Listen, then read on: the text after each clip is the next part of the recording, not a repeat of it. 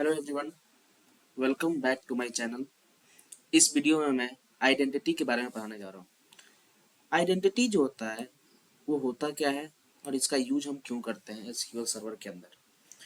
तो आइडेंटिटी जो होता है वो हमारा एक तरह का ऑटो इंक्रीमेंट प्रॉपर्टी है। जैसे कि अगर किसी कॉलम के साथ हम आइडेंटिटी यूज करते हैं, जैसे कि मैंने यहाँ पे यूज किया है, आईडी के साथ आइडेंटिटी यूज किया है, तो इसका मतलब क्या होता है? तो इसका मतलब होता है कि आइडेंटिटी में क्या होता है, दो पैरामीटर दिया जाता है। एक होता है हमारा सीड और एक होता है हमारा इंक्रीमेंट। सीड का मतलब होता है कि आप शुरू कहाँ से करना चाहते हैं। जैसे कि हम चाहते हैं कि मेरा आईडी 1 से शुरू हो और वो 1 बाई 1 बढ़ते जाए, मतलब 1 के बाद 2, 2 के बाद 3, 3 के बाद 4, ऐसा है। तो इंक्रीमेंट कितने का होगा? 1 का होगा। तो 1,1 का मतलब होता है 1 के बाद 2 आएगा, 2 के बाद 3 आएगा, 3 के बाद 4 आएगा। इस तरह से वो क्या होगा, हर एक रो के लिए आईडी अपने आप फिक्स होता जाएगा, उसमें आपको इनपुट करने की जरूरत नहीं पड़ेगी। ठीक है, तो यही होता है आइडेंटिटी। तो मैंने कुछ डिफिनेशन यहाँ पे लिखा है। When a table is defined with identity property, its value will be auto generated incremental value। जैसे कि अगर आप माई एसक्यूएल कोई पढ़ा होगा तो उसमें जो होता है उसमें आइडेंटिटी की जगह पे ऑटो इंक्रीमेंट नाम का फंक्शन यूज होता है। लेकिन यहाँ पे क्या होता है, ऑटो इंक्रीमेंट यूज होता है माइक्रोसॉफ्ट एसक्यूएल सर्वर के अंदर। तो मैं क्या करता हूँ, एक टेबल क्रिएट करता हूँ और उसके बाद मैं समझाने की कोशिश करता हूँ। तो पहले मैं टेस्ट डीबी नाम के डेटाबेस को यूज कर लेता हूँ, फिर मैं क्या करूँगा, इसको क्रिएट कर लेता हूँ, क्रिएट टेबल, और इसमें आइडेंटिटी है और बाकी जो टेबल क्रिएट करते हैं वही सारी चीज़ें। जब इसको रन करेंगे तो मैंने यहाँ पे एक इंसर्ट का क्वेरी लगाया है। एक्चुअली मैं इंसर्ट में यहाँ पे आईडी नहीं लिखा हूँ। आईडी इसलिए नहीं लिखा हूँ क्योंकि उसकी ज़रूरत नहीं है।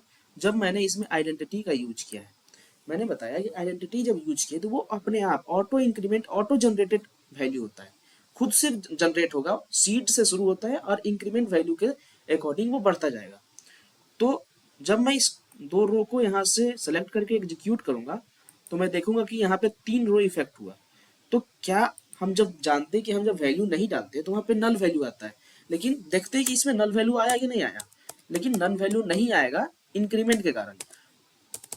सेलेक्ट स्टार फ्रॉम डिटेल नाम का टेबल है, तो डिटेल को सेलेक्ट करके हम लोग इसमें डेटा को देखेंगे कि हमारा डेटा क्या है। इसको जब एग्जीक्यूट करेंगे तो मैं देख रहा हूँ कि 1 के बाद 2 आया, 2 के बाद 3 आया, इस तरह से इंक्रीमेंट हुआ।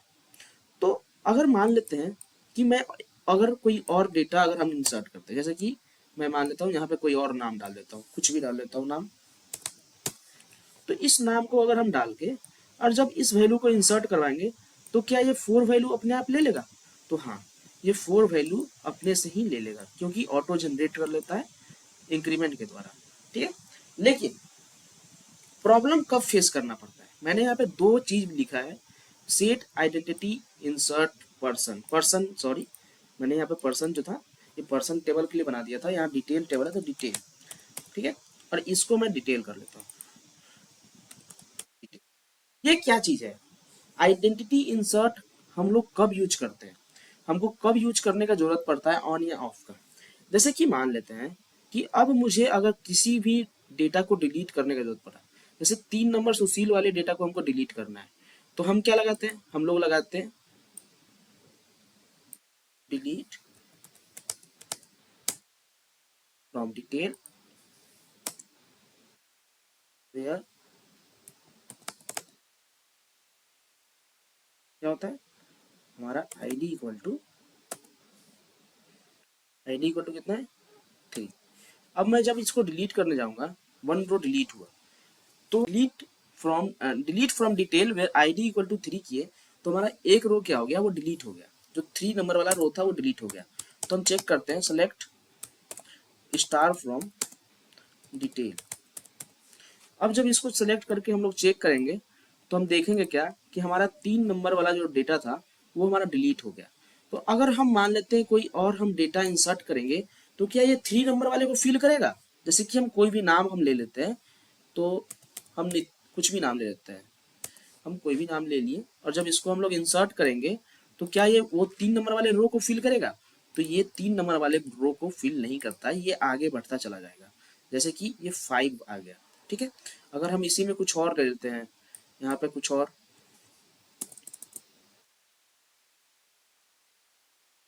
अगर हम इसमें लेके और इसको हम जब इंसर्ट करेंगे तो देखेंगे कि ये ऑटो इंक्रीमेंट होता जा रहा है और 3 नंबर वाला आईडी हमारा अभी भी खाली है।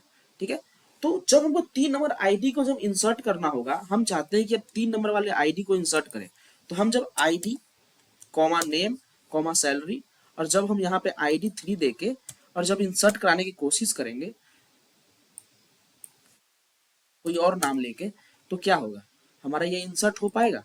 हम जब इसको यहाँ से सेलेक्ट करके जब यहाँ एग्जीक्यूट करेंगे तो हम देखेंगे can not insert explicit value for identity column in a detail. यहाँ पे लिखा है when identity insert set two of. जब ये सेट टू ऑफ है तो हम किसी चीज को क्या कर सकते हैं, हम यहाँ पे इंसर्ट नहीं करा सकते हैं।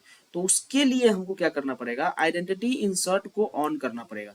तो इसको हम ऑन करके यहाँ से जब हम इसको एग्जीक्यूट करेंगे तो हमारा सॉरी आइडेंटिटी इंसर्ट जो है अब यहाँ पे क्या हो गया, ऑन हो गया। उसके बाद अगर हम चाहें तो हम इसको यहाँ से इंसर्ट करा सकते हैं और इंसर्ट कराने के बाद अब हम चेक करेंगे कि मेरा डेटा इंसर्ट हुआ या फिर नहीं हुआ। अब 3 नंबर वाला आईडी हमारा शो कर रहा है कि नहीं कर रहा है, तो हम देख रहे हैं 3 नंबर वाला आईडी शो हो गया। लेकिन एक चीज और, अब जब हम इसको क्या करेंगे, अब हम आईडी को यहाँ से हटा देते हैं। अगर इसको हटाने के बाद और इसको हम जब रन करेंगे हम यहाँ से, तो अब अगर हम कोई भी और नाम लेते हैं, तो अगर हम कोई और नाम लेके जब इसको रन करेंगे तो क्या होगा, अभी हमने ऑफ नहीं किया है, आइडेंटिटी इंसर्ट को ऑफ नहीं किया है। तो जब इसको हम लोग रन करेंगे तो होगा क्या कि ये हमारा बोलेगा कि आपका आइडेंटिटी इंसर्ट जो है वो क्या है, ये रेप्लिकेशन हमारा हो जा रहा है। इसीलिए हमको कभी भी हम आइडेंटिटी इंसर्ट को अगर हम ऑन करते हैं तो हमको ऑफ करना ही पड़ेगा। इसीलिए मैंने बोला था आइडेंटिटी इंसर्ट डिटेल जो है टेबल का नाम है, ऑन करने के बाद हमेशा एक बार इंसर्ट करने के बाद डेटा को इंसर्ट करने के बाद हमको क्या करना पड़ेगा, इसको ऑफ करना पड़ेगा। जब हम इसको ऑफ कर लेंगे तो अब जो हमारा लास्ट वैल्यू जो भी है, जैसे कि लास्ट सीड हमारा कौन सा है, लास्ट सीड हमारा 6 है। तो जब अब हम इंसर्ट करेंगे तो ये 7 नंबर वाला डेटा में ये क्या होगा, आईडी में ये इंसर्ट होगा। जैसे कि हम अब इंसर्ट करके दिखाते हैं, तो जब इसको इंसर्ट किए तो ये 7 नंबर वाले आईडी में क्या हुआ, ये इंसर्ट हुआ। तो यही हमारा क्या था, आइडेंटिटी हमारा एसक्यूएल सर्वर में होता है। तो होप आपको समझ में आया हो। अगर आपको कोई दिक्कत हो या फिर समझ में ना आए तो आप हमें कमेंट करके बताएं, हम नेक्स्ट वीडियो में ट्राई करेंगे उसको समझाने का। मिलते हैं न्यू वीडियो में। Thanks for watching.